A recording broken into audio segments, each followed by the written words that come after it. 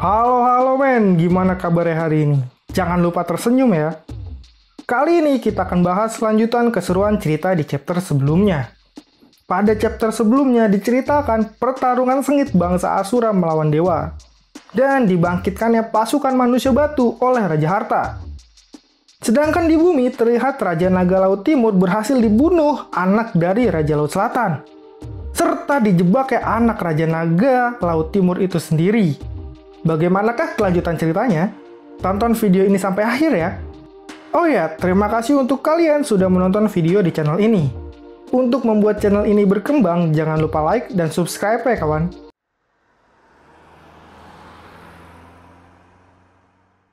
Oke kawan, kita mulai perjalanan imajinasi cerita ini. Aktifkan imajinasi kalian ya. Pada chapter ini diperlihatkan, berita kematian Raja Naga itu membuat semua naga yang ada di sana pun kaget mendengarnya. Mereka semua berkumpul untuk melihat kebenaran itu dan bertanya-tanya bagaimana ini semua bisa terjadi.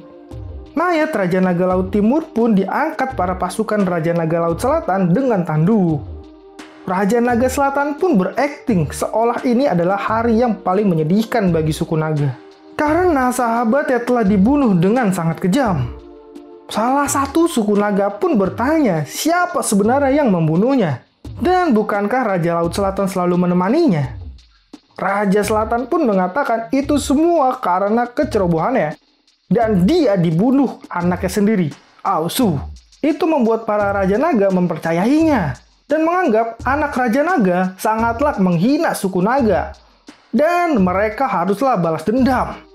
Di pertemuan itu juga dihadiri Raja Naga Gunung Putih, Raja Naga Gunung Hitam, Raja Naga Dataran Tinggi, dan Raja Naga Kolam Giok. Raja Naga Selatan pun mengatakan kalau Raja Naga Timur sangatlah dihormati semua suku naga. Dan semua raja di sini bisa mewakilinya untuk menghakimi anak kurang ajar itu. Dia sebagai teman baiknya pun akan mewakili semua masyarakat Naga Timur untuk membalaskan dendamnya. Dia juga mengambil kesempatan ini dan berkata untuk mewujudkan itu, suku naga haruslah bersatu dalam satu komando agar tidak terjadi hal seperti ini lagi.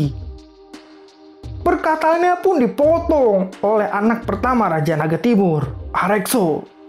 Dia pun mengatakan dengan lantang kalau Raja Naga Selatan tidak perlu lagi berpura-pura, karena dialah yang membunuh ayahnya. Raja Selatan berencana untuk membunuhnya juga dan membuat adiknya Auzeng naik tahta untuk menjadi bonekanya. Arekso masih hidup karena semua prajurit yang diutus Raja Naga Selatan tidak kuat dan dia selalu meremehkan Arekso. Tapi nyatanya, semua utusan itu sudah dibunuhnya. Saat itu, dia juga berhasil membuat Auzeng mengaku kalau dia diperintah Raja Naga Selatan. Raja Naga Selatan saat ini bekerja sama dengan kegelapan dan sudah membunuh ayahnya. Arekso pun kesal karena menurutnya, ayahnya sudah memberikan semua yang diinginkan para Raja Naga. Tapi semua itu malah dibalas dengan kematian ayahnya. Dan dia bertanya apa yang diberikan surga kegelapan untuk mereka, sampai mereka tega membunuh ayahnya. Akhirnya, para naga pun kaget, karena yang membunuhnya adalah Raja Naga Selatan. Dan Raja Naga Laut Selatan pun mengakui kalau memang dialah yang membunuhnya. Semua itu dia lakukan dengan terpaksa, karena Raja Naga Timur ingin membawa suku naga ke ambang kehancuran. Perkataan itu pun benar-benar membuat bingung para naga yang ada di sana. Dan tiba-tiba, Raja Naga Gunung Putih pun mengatakan kalau sekarang semuanya sudah berbeda. Pusat kekuatan ada di surga kegelapan. Namun, Sang Raja Timur malah ingin menghalanginya. Jika Raja Timur menghalangi, bukankah itu mencari masalah menurutnya? Perkataannya pun membuat para Raja Naga setuju. Dan dia pun berkata lagi kalau peperangan itu sangatlah melelahkan. Dan siapa yang ingin keluarganya menderita? Menurutnya pun, karena usianya jauh lebih tua dari Arekso, dia memiliki analisa yang lebih baik daripada Arekso. Mendengar semua omong kosong itu, membuat Arekso sangat marah dan akhirnya dia pun mengeluarkan pedangnya dan memenggal kepala Raja Naga Gunung Putih. Menurut Arexo, sekarang terlalu banyak Raja Naga yang licik di antara 3.000 suku naga. Namun saat ayahnya masih hidup, ayahnya meminta dia untuk menghormati para Raja Naga. Padahal dia tahu kalau dia tidak membunuh para pengkhianat, maka suku naga tidak memiliki harapan. Tapi gilanya, hari ini mereka semua malah membunuh Raja Naga Laut Timur. Dan dia pun memerintahkan pasukan Raja Naga Timur untuk menyerang dan membalas dendam sang Raja Naga Laut Timur. Perintah itu pun disambut hangat. Para pasukan pun pergi menyerang. Raja Selatan pun tidak tinggal diam dan memerintahkan pasukannya untuk meladeni serangan itu. Dia berkata kalau hari ini dia akan menggantikan ayahnya untuk mendidik Arexo. Dan peperangan besar pun terjadi di sana antar suku naga. Raja Naga Laut Selatan dan anaknya pun mengambil kesempatan itu untuk kabur. Karena dia tidak menyangka kekuatan Arexo sangatlah hebat. Sedangkan Raja Naga Gunung Hitam menghadang Arexo. Namun dengan mudahnya Raja Naga itu dibunuh dengan pedang Arexo. Menurutnya, ayahnya terlalu percaya pada mereka, tapi mereka tidak tahu diri. Maka dari itu, orang yang tidak tahu diri tidaklah pantas menjadi Raja Naga. Dia memintanya untuk menemui ayahnya di akhirat dan meminta maaf. Lalu sekarang, datanglah Raja Naga dataran tinggi yang datang menghadang Arexo. Dia bertanya apakah Arexo masih ingat hal yang telah diajarkan dulu padanya. Tapi Arexo tidak mau mendengar omong kosong itu. Dia pun langsung menebas dan membelah tubuh Raja Naga dataran tinggi menjadi dua. Sedangkan Raja Naga Kolam Giok yang melihat itu pun berusaha untuk kabur dan ingin melaporkan Arexo ke pengadilan suku naga. Namun Arexo mengatakan kalau itu tidak perlu. Dia pun mengejarnya dan menusuk tubuh Raja Naga itu hingga tewas. Saat ini Arexo sudah berhasil membunuh 4 Raja Naga sekaligus. Sayangnya Raja Naga Laut Selatan bisa kabur lebih cepat. Dia berkata kalau ini adalah kesialan suku naga, karena para Raja Naga itu sebenarnya tidak memiliki kemampuan, namun malah memegang kuasa. Mulai sekarang, dia akan memakai caranya sendiri. Karena di pengadilan pun isinya Raja Naga yang tak berguna saja.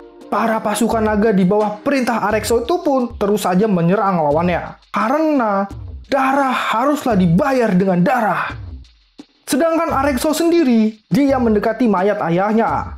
Lalu sang petinggi suku naga melaporkan kalau Raja Laut Selatan dan anaknya berhasil kabur. Jadi, saat ini apa yang harus mereka lakukan? Arexo pun memerintahkannya untuk menyebarkan berita kematian ayahnya. Dan memberitahu kepada 3.000 suku naga untuk berkumpul dan bersiap untuk berperang. Akhirnya berita itu pun disebar ke semua suku naga. Surat itu pun sudah sampai dan diterima Raja Naga Kolam Langit. Isi pesan itu adalah Arexo mengumpulkan 3.000 suku naga untuk menyerang Laut Selatan. Berita itu pun membuat Raja Laut Selatan tertawa. Dia lagi-lagi terlalu meremehkan Arexo. Para Raja Naga yang ada di hadapannya pun tidak menyangka kalau Arexo sangatlah hebat. Dia bisa membunuh 4 Raja Naga sekaligus. Lagi pula rasa hormat para Raja Naga ke Raja Naga tua akan membuat Arexo memiliki kemungkinan Raja Naga akan membantunya. Tapi menurut Raja Naga Selatan hal itu tidak perlu dikhawatirkan. Karena saat ini mereka memiliki pasukan surga kegelapan. Dan itu bukanlah hisapan jempol belaka. Dan cerita pun dibawa ke tempat Tan Sanzang yang sedang berada di kerajaan Tengkorak Putih saat ini. Dalam perjalanan itu pun terlihat kabut menutupi jalan sangatlah tebal. Dan mereka hanya bisa mengikuti Pangeran Tengkorak Putih saja di depannya. Karena setelah mereka mengikuti jalan itu, mereka akan sampai. Kerajaan Tengkorak Putih sendiri adalah salah satu kerajaan terbesar di jalur iblis. Dan saat ini, Wukong pun merasakan aura siluman yang sangat tidak mengenakan. Tan Sanzang pun berkata itu hanya aura mayat yang terkumpul selama bertahun-tahun. Karena siluman di sini sangatlah istimewa menurutnya. Walaupun mereka arwah jahat, tapi mereka hanya menyerap aura dari mayat saja. Menurut Baji, itulah alasan mereka tidak mau meninggalkan tempat ini. Lalu setelah berjalan beberapa lama, akhirnya kabut itu pun menghilang. Dan mereka pun sampai di kerajaan Tengkorak Putih. Di kerajaan Tengkorak Putih terlihat sangatlah bagus tempat itu. Tan Sanjang pun disambut oleh seseorang wanita cantik. Dan wanita cantik itu adalah Putri Tengkorak Putih. Putri itu mengatakan kalau mereka sudah lama tidak bertemu. Dan sayangnya, chapter ini pun berakhir. Gimana nih menurut kalian cerita di chapter ini? Tinggalkan komen di bawah ya. Jangan lupa like dan subscribe juga ya kawan. Terima kasih dan sampai jumpa.